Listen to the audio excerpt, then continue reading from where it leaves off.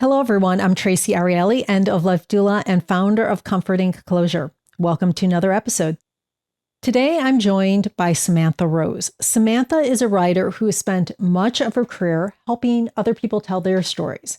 But when her mother, journalist Susan Swartz, died by suicide just 3 months after losing her husband to cancer, Samantha found herself needing to tell her own story. Her memoir, Giving Up the Ghost, is an honest look at grief, family, and the search for meaning after loss. We'll talk about the silence that surrounds suicide and how that silence can make grief heavier. And we'll talk about writing as a way to make sense of a painful experience. So grab a warm drink, find a comfortable seat, and join us for the conversation. Samantha, welcome, and thank you so much for being here today. Thank you for having me. For those that have not read Giving Up the Ghost, can you share a bit of your journey with us? Sure. The book chronicles the first year following my mother's death by suicide. And the beginning of the book is pretty deep into grief. I am wrestling with how to navigate grief. I am trying to answer a lot of the questions that are left behind with a death of this sort, and trying to untangle a lot of what had happened. And then the book shifts focus in the second half, where I begin to have dialogues, conversations with my mom in real time, essentially ghost writing the ghost of my mother. And I do this for a couple of reasons. The first is, she and I spoke almost every day when she was alive, and I felt like the conversation didn't need to end just because she wasn't physically here. There were things we still needed to talk about. And so I was forcing the conversation in a way. And also because my mom, she was a journalist, she was an outspoken voice in Sonoma County where I live. And I wanted to give her an opportunity to speak about her own death. And so that takes us into the second part of the book, but I'm not going to give all of it away. So you write in detail about the day your mother died. What do you remember most clearly about that day? And just let me say the book is fantastic. It goes so quickly, and it is, I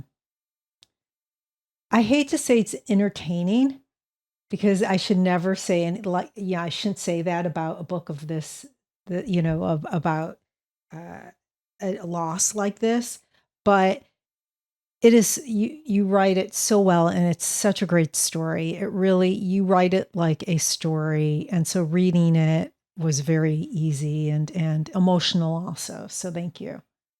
Well, thank you. And it's okay to say it's entertaining. I think for me anyway, finding humor in the darkness is one of my tools. And a lot of readers have said that they're laughing and crying at the same time. And I had someone say, I felt like it was inappropriate to laugh, but I couldn't help myself. And that's sort of the best feedback I could get. So Yeah. it's okay to laugh and cry. Thank you. Thank you. But so the day your mother died, please. Yes.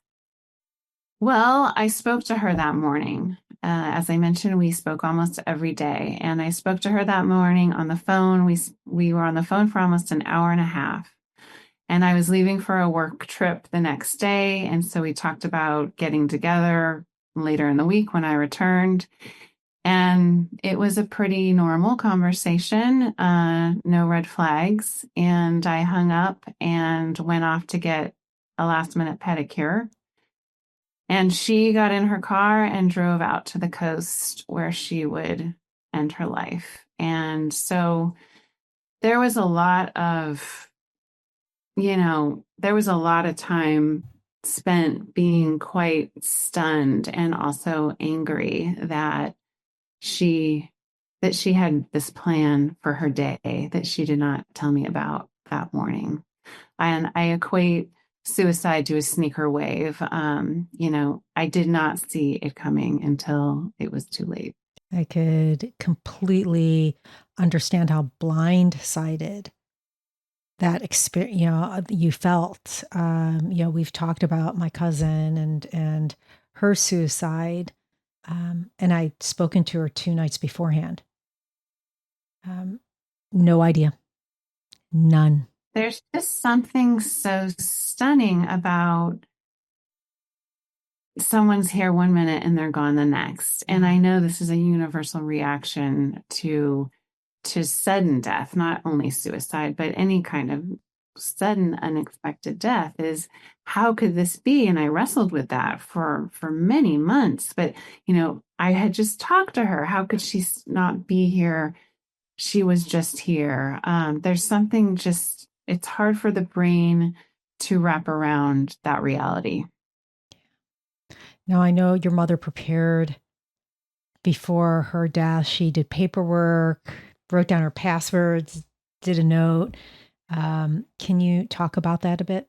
Yeah, I mean, my sisters and I soon realized that this was no accident. She had written a note. In fact, she had typewritten a note that was written quite well. And she'd laid out some stacks of paperwork. She had brought her a copy of her power of attorney in her purse. And so it was clear that this was premeditated. And again, that infuriated me that she knew what she was doing and she did not disclose it to any of us. And it was interesting in the book, you talked about you and your sisters, Jenny and Greta, being your sisters, how differently each one of you grieved. How did those differences affect your relationship and just the grief, the process? Can you talk about that a little bit? Because I thought it was really interesting. I think it is really interesting how grief is such an individualized experience. So my sisters and I had the same thing happened to us. And so there were details and factual details that were identical for the three of us. And yet how we reacted and responded to it was very different. And I still find that so fascinating that the journey of grief can be so wildly different for different people. And in terms of how it affected our relationship, I mean, we were really tight, and I write a lot about them throughout the process. And so we were together throughout that first year quite a bit. And so we were leaning on each other. And so we experienced a lot of the business of dying, I say, together in terms of wrapping up what it means to wrap up somebody's life. And so that was similar.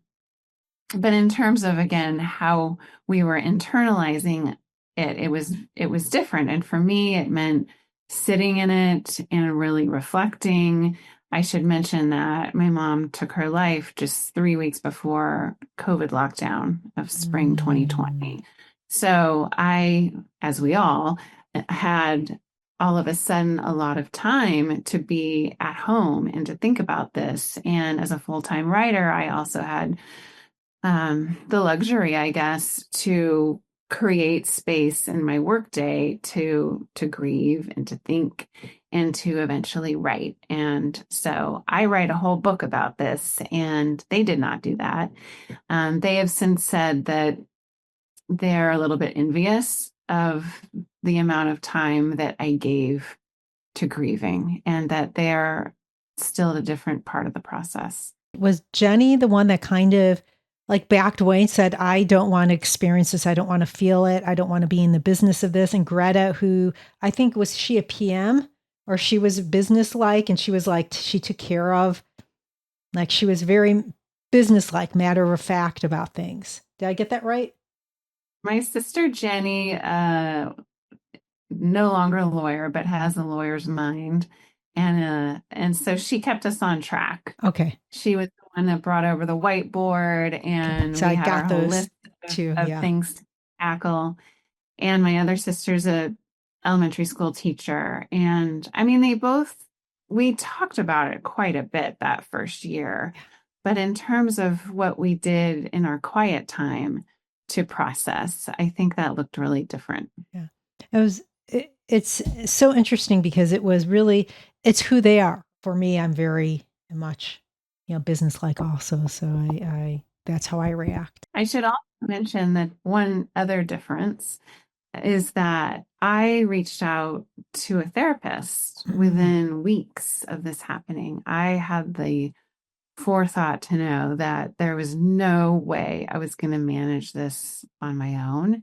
And I wanted someone that was more of an expert or, had experience with grief to help me out, to hold my hand and keep me grounded. And so Rabbi B, he's no longer a practicing rabbi. He goes by Rabbi B, and B in the book, he became my lifeline, and he became a central character in the book. And in fact, he was the one to really nudge me to write. mm. And thank goodness for him. And my sisters did not have someone like that in their corner, and have since said that could have been really helpful to them. Thank you for sharing that. Now I know that you have a son, and at the time he was 8 years old, and you had explained to him that your mother died. How did you even find the words, and what did you learn about talking to children? And since then, because he was 8, how has that evolved? Because with children and grief, every year you talk to them, or as they grow, you talk to them about the experience differently. So Mhm. can you talk about that a little bit also? My son, Burby, he was 8 at the time, and he has always been this naturally curious, intuitive, talkative boy. And he just had his 14th birthday. And I am realizing now that 8-year-olds and 14-year-olds are a different breed. And I mean, he was so young. He was still so innocent. He'd never even heard the word suicide. So Mm. I not only had to introduce the concept to him, but I was the one to tell him that he lost his grandmother, who he was very close to at the time. And I really resented her for that. I resented that I had to burst this puncture, this innocence for him. In hindsight, it was a good age in a way, only because he was still so open, and he was he was still wanted to engage. And he's always been the kind of kid, he wants answers. I knew he would want to know, and he did. He demanded to know details. And so I took my lead from him, and I decided, it was the day after, that I would tell him most of what I knew. I knew that if I didn't, he would lose trust in me, and that we were going to need to lean on each other. And I'm so glad I made that decision. Now, my niece and nephew, one of my sister's kids, they were very explicit that they didn't want to know a lot. Mm. And so my sister made that judgment call, or I mean, she respected their wishes, I guess is what I should say. And so kids are different. I don't think there is a one size fits all. We need to take our lead from them, and then, as being the adults in the room, decide what is appropriate and what isn't. I think, at least what I learned with my kid, is he wanted to engage in the conversation. He didn't want to be treated like a kid, in the sense that we just pretended that nothing happened. And he pushed it, though. He asked, and I was glad. And I was able to say, nothing's off the table. We can talk anytime. You can keep asking me the same questions. I will tell you everything I know. And I think it really created a stronger bond between the two of us.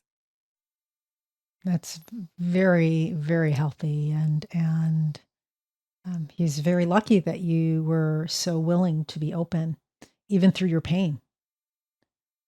Um, Well, because my mother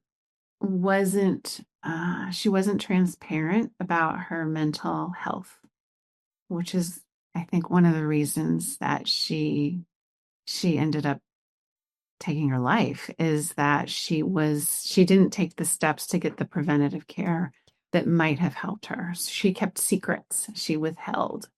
And so part of my work and my decision early on, and I think it manifested with Derby first, was we're not going to keep secrets. We're not going to hide what's going on. So we need to stop this cycle now. So, I mean, it's uncomfortable. It's not that it was easy. That first conversation with him was the hardest conversation I probably ever had.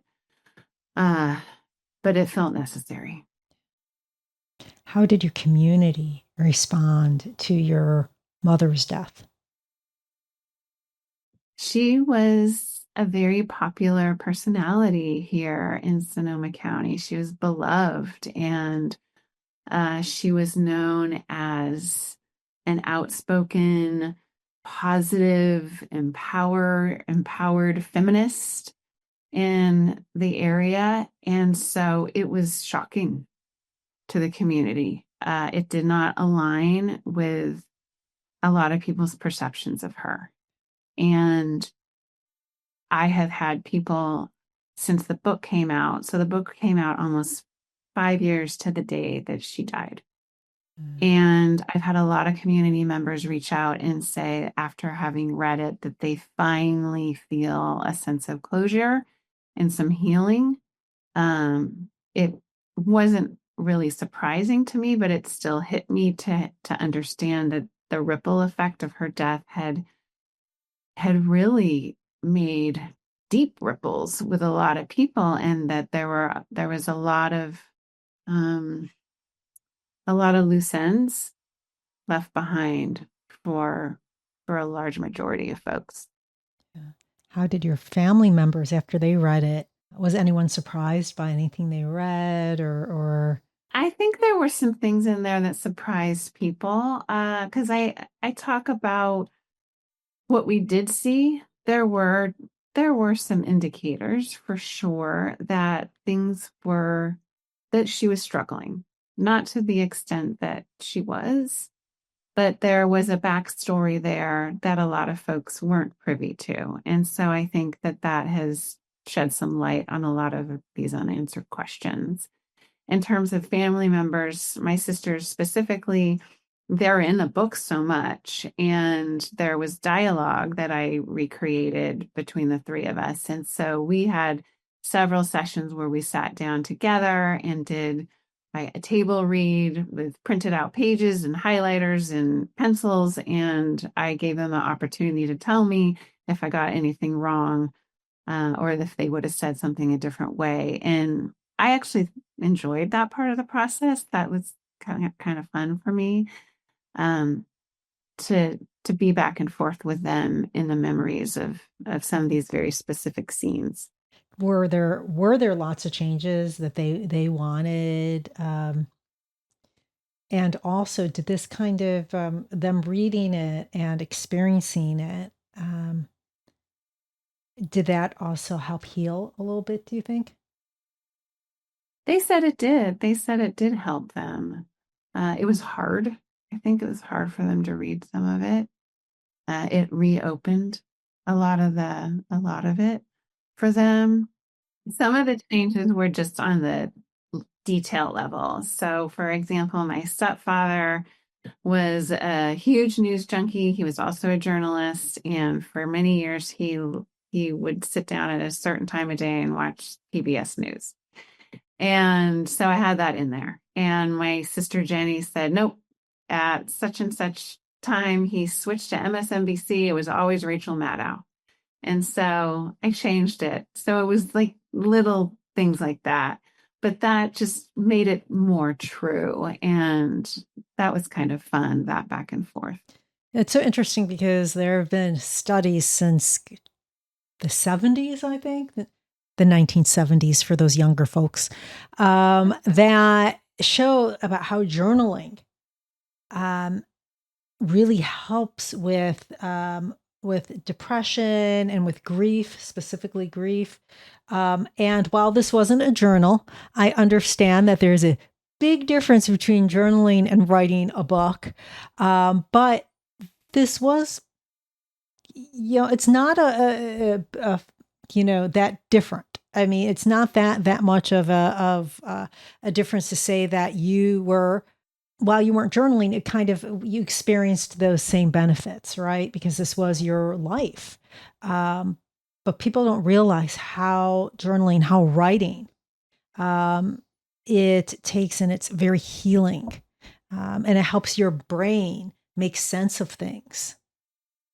Mhm. Well, it did start as journals. So when I started working with B, within just a few weeks, I we were just on the phone together, and I was handwriting in notebooks what we were talking about, because so much was coming up. He was just able to shine a light on things so quickly. And a lot of he and my dialogue back and forth, I know it's true because I was literally writing down verbatim what we were saying. And some of the scenes with my sisters too. There's a scene where my sister Greta and I are trying to turn off my mother's phone. No, we're trying to call the phone service so that we can pay the outstanding bill and turn the thing off. And it became this ridiculous back and forth with the the phone provider. They wouldn't turn it off unless we knew the password. And it became this kind of funny scene back and forth with my sister and I trying to guess who her favorite actress was, because that was the hint to the password. And I knew when that happened that there was something in it. It was just funny to me and ridiculous, that I went home and I wrote it. I mean, I just kind of outlined it. And so a lot of what ends up is in the finished book did start as little notes and journal entries, handwritten. And it is true what you say, that it, I mean, I am a full-time writer, professional writer, and so it was in kind of an obvious way for me to channel my grief. But I was surprised at how helpful it was. There were many difficult scenes, as we mentioned earlier, when I had to talk to Derby and tell him what happened. That was so hard and had been kind of rattling around in my mind for months. Exactly what happened, what I said to him, what he said back, what his reaction was. And once I wrote it out, it did lift. It did sort of exercise itself out of my system. I was able to channel some of that grief out onto the page, and I felt like it was magic. I Yeah. felt that I had stumbled on this master trick, and so I just kept doing it. Yeah, with the type of work I do carry a lot of grief. I carry other people's grief also. And every morning my go-to is to meditate, and then I journal and I write. I literally write everything versus typing it out. And sometimes I'll have conversations with myself, and as I'm journaling, I'm writing down, and I always receive an answer to what I need. I always receive what I need when I'm journaling, always. So it is, and I'm curious for you. This is my curiosity. I always ask writer this. I don't know. I find it fascinating. Do you usually handwrite? Is that part of your process, or do you go directly to typing? Because I find handwriting is very different for me than typing out something. Mm-hmm. I always have a journal or notebook that I'm handwriting notes into, but I found that I can't do it fast enough. I can't get it out as quickly as I'm thinking it, and I can almost keep up typing with my thoughts. So I do most of my writing on a keyboard. But there's always like a line, when I was writing Giving Up the Ghost, I often take neighborhood walks in the morning, and walking for me I get downloads all the time. Mm-hmm. I'll get a word that I want to use, or a back and forth dialogue, or a scene will come into my mind, and I would like have to really hustle back to the house because I want to write it down. And then I have stacks of these journals that which is scribbled notes and post-its to return to later. And so I do that. But in terms of actually working through the story, typing it out worked best for me. And it is true what you say about getting what you need. I was surprised by the revelations, the aha moments I was having in writing this book that I didn't see coming. Things about myself, things about my mom, yes, but things about me that I hadn't intended to write about. But I'd be going along thinking I was writing one thing, and something would pop up, and I'd realize, oh, okay, I guess we're writing about my divorce now.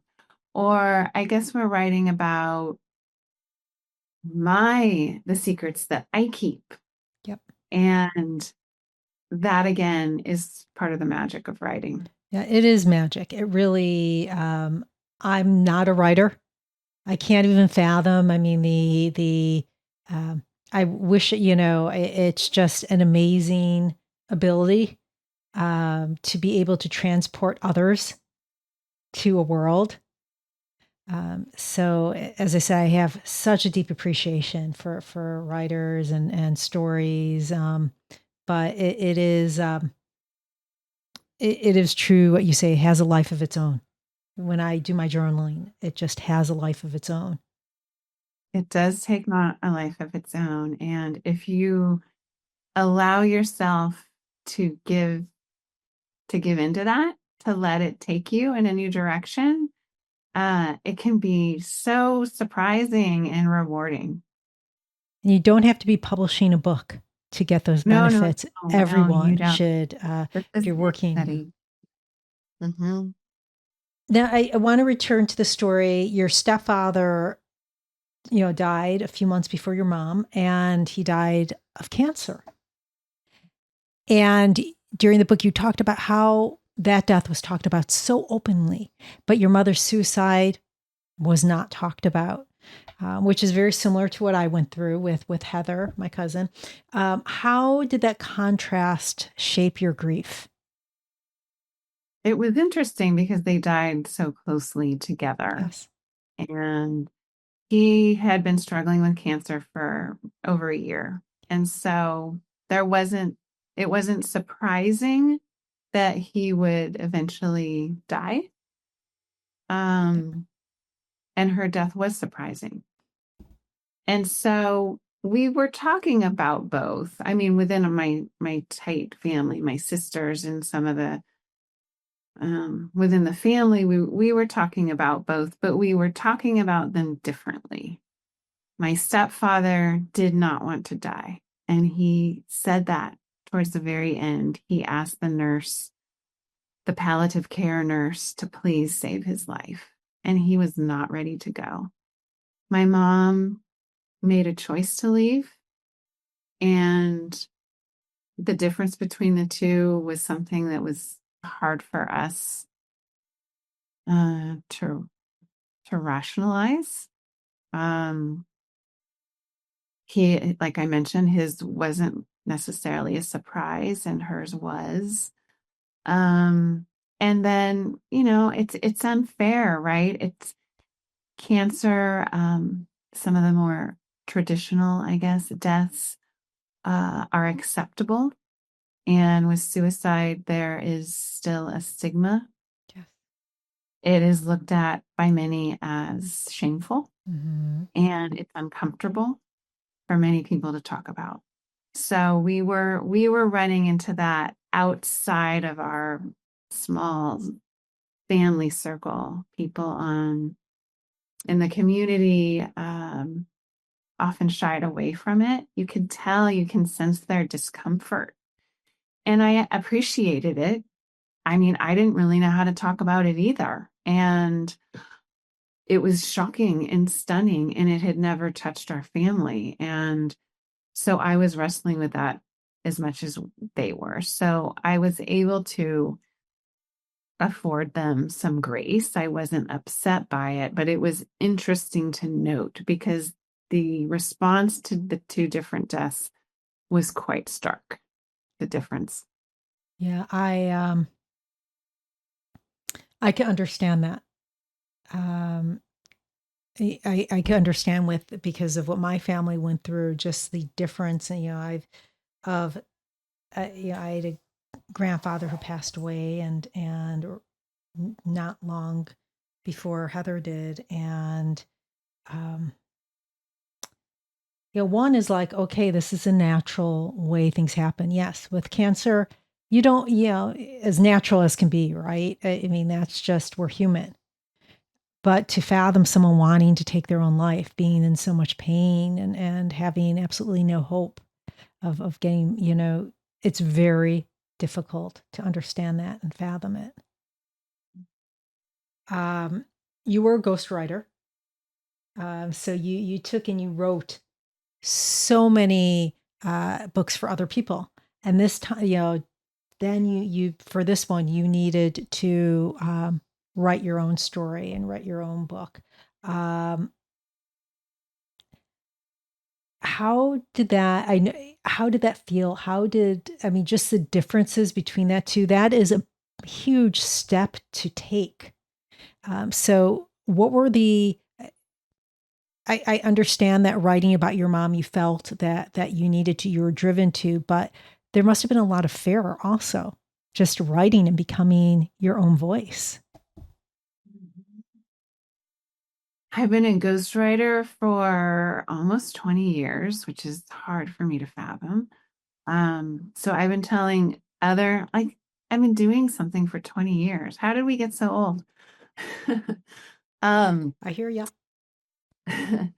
so I've been telling other people's stories for a long time, and I've enjoyed doing that. And there's something really entertaining and voyeuristic about it that is satisfying, and also just being able to help people tell their own story, people who for whatever reason they don't feel like they can write it, or they're for whatever reason they hire me, right, to help them.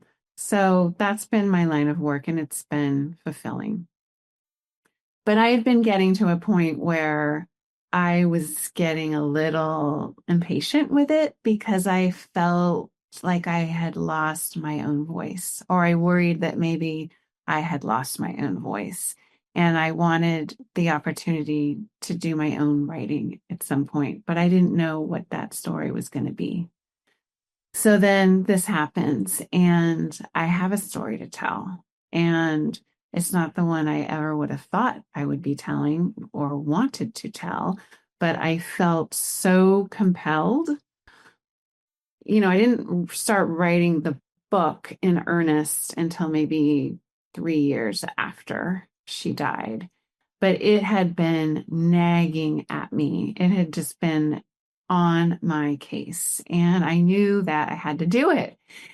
And so there, for me, it wasn't even a question of whether I was going to do it or not. It was just, when could I find the time to really give it my focused attention? And then once I started doing it, as I mentioned earlier, I thought I was writing about my mom. And it turns out I was actually writing about myself and our relationship and the dynamic between the two of us, and really this theme of how I had become more than a ghostwriter, but a ghost in my own life. And that part of the process of writing was this next chapter for me to step out of the shadows and to own my own voice again. And as I was doing it, I thought, oh, this is so clever. And oh, this is so interesting. And I didn't know what this is where we were going to go.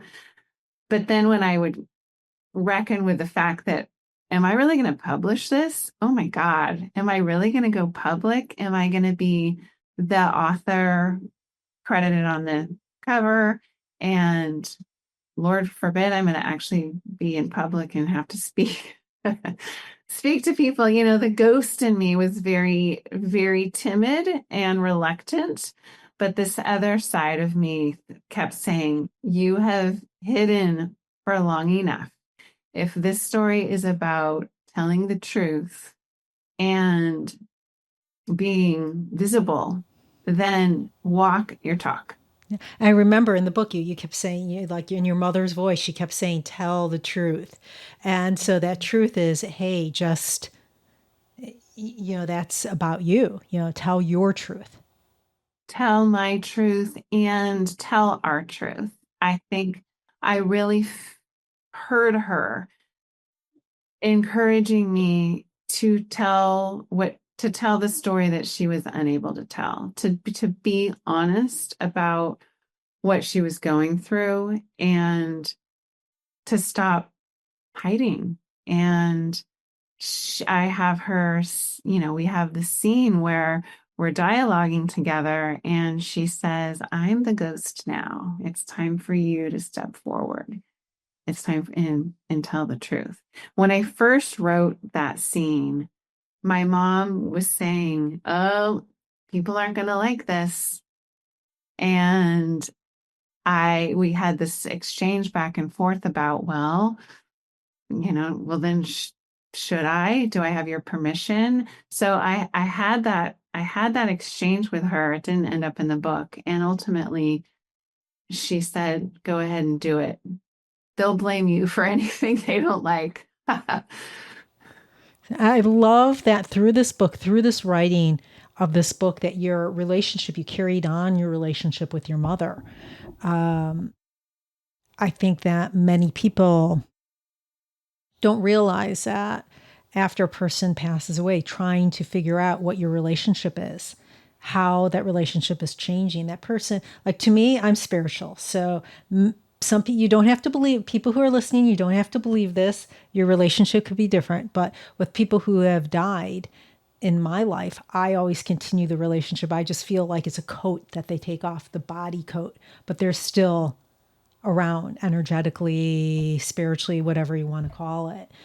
So it's finding that relationship, and I that relationship and how it comes out in the book, I really enjoyed. Thank you. I agree with you. I think we can continue the conversation. We can continue the relationship. The relationship can evolve and become different, even better. Take on new dimensions. And that's certainly happened for me. I feel her all the time. I can have a conversation with her anytime I want. I hear her voice. I can anticipate what she would say. Yep. And that gives me great comfort. Yep. Yeah, me too.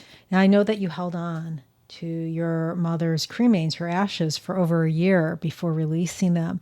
Can you tell us about that time? Because I found it very interesting. I found it very interesting. Go ahead. Well, it's kind of a funny scene. Ashes are a strange thing. They seem to like triple in mass as soon as you have them in your hand. At least that was the experience I had. I opened this box that I had kept in my closet for a year, and I opened this vacuum sealed box of ashes. And then, it's one thing to decide, okay, now I'm going to do something with these. That takes a lot of courage, and you have to intentionally pull it out from under the bed or wherever you put it. And then you got to open up this thing. And then what do you do? Then what do you do with them? And I had not thought that through. So it started out with taking little pinches in little baggies to different places. My mom had written a note to us many years before she died about, in the event, she said, in the event, as if it would never happen, in the event that I die, I would like my ashes scattered. And she listed the Pacific Ocean. She loved the ocean, loved the beach, the Pacific, the Atlantic, and somewhere in France.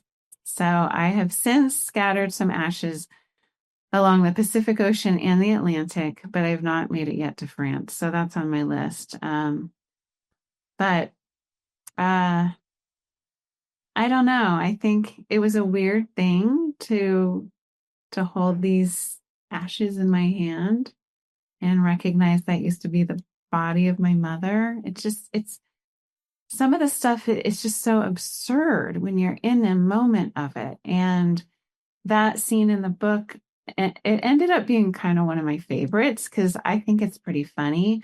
I'm not going to give all the details away of what happens, but the ashes, they don't stay contained, let's say.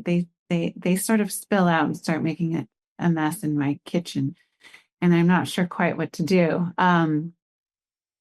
But anyway, I could hear her in that moment thinking it was probably the most hilarious thing. And if she had been there, it would have been one of these sort of dark humor jokes that we like to share with each other. We'd be howling over. And I was so mad that she wasn't there to laugh at this with me.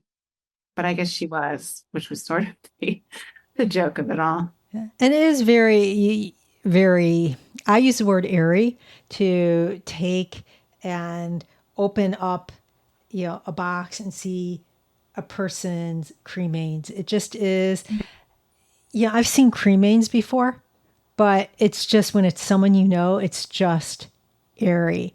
It just really, to me at least,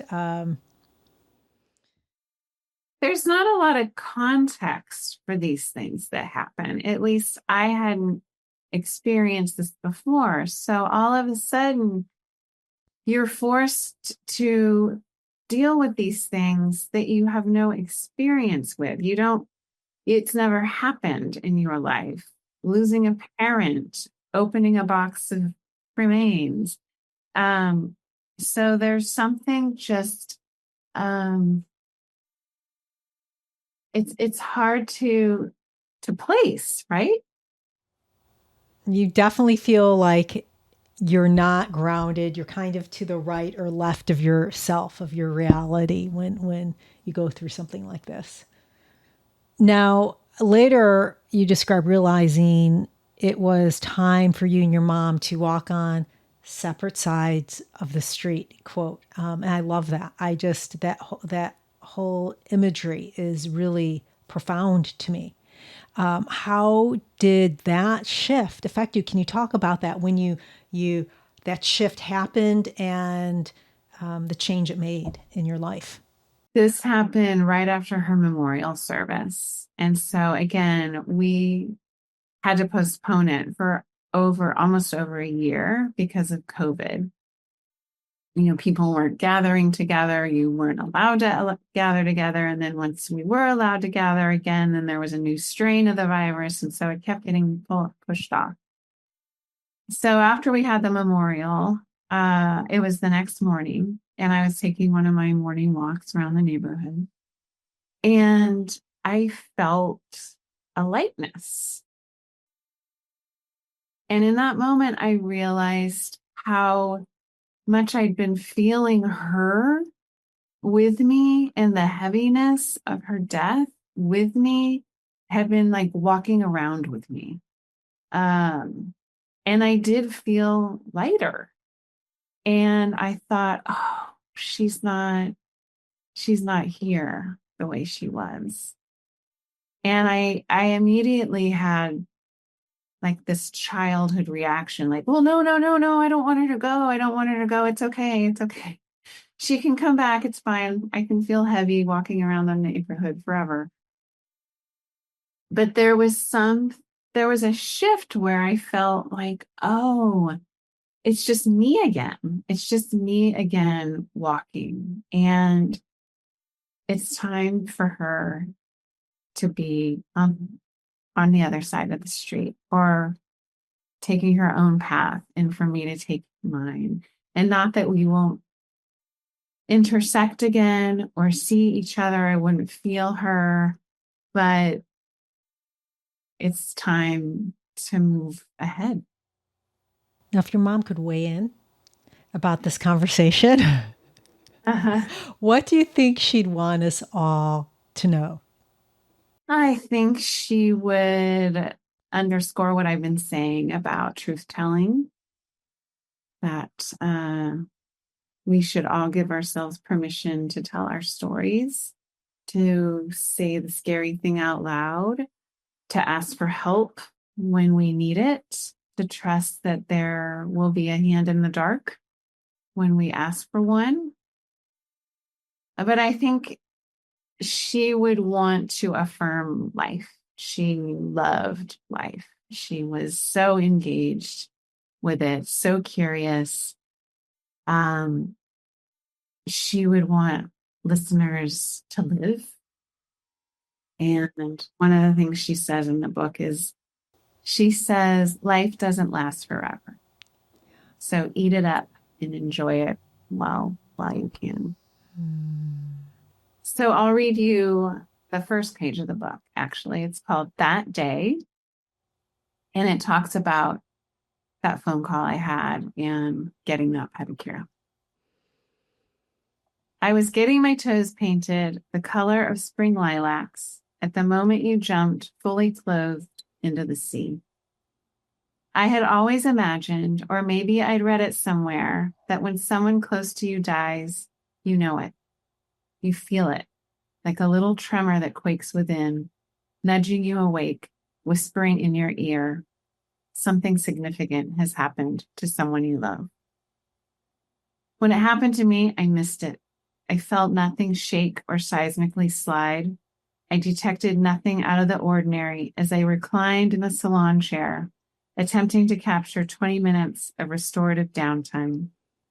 I missed it because I was lost in my own head, or because feeling an atmospheric change when someone leaves this earth is a myth. As scented bubbles circled my soaking feet, I was unaware that you were drifting out with the tide, already gone from me.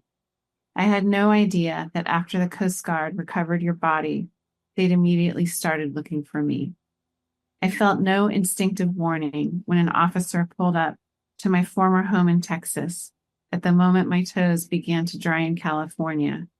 And when this officer was greeted by someone at the door who wasn't me, he turned and left without being able to relay, "We're sorry to inform you, ma'am, but your mother is dead." Thank So you. that's where we start. Samantha, thank you for reading it. Thank you for being here on the show today also. Before we close, can you share how people can learn more about your work and get in touch with you? Well, thank you for having me, and thank you for taking the time to read it and to feel it with me. People can learn more about me at yellowskymedia.com, which is my website, and you can learn all about the book, Giving Up the Ghost, and also other ghost written titles that I've written over the years. Also pretty active on Instagram at Samantha Rose _writer. Thank you. Listeners, grief after suicide loss can feel heavy, lonely, and complicated. What I hope you take from this conversation is that silence makes that weight even harder to carry. Talking about loss, even when it's uncomfortable, is one of the ways we begin to heal. Thank you for joining us. If you have any questions, please comment below or reach out to me directly. And if you found this conversation to be helpful, please like, share, comment, and subscribe. This is Traci Arieli from Comforting Closure, wishing you peace and comfort in your journey. Until next time, take care.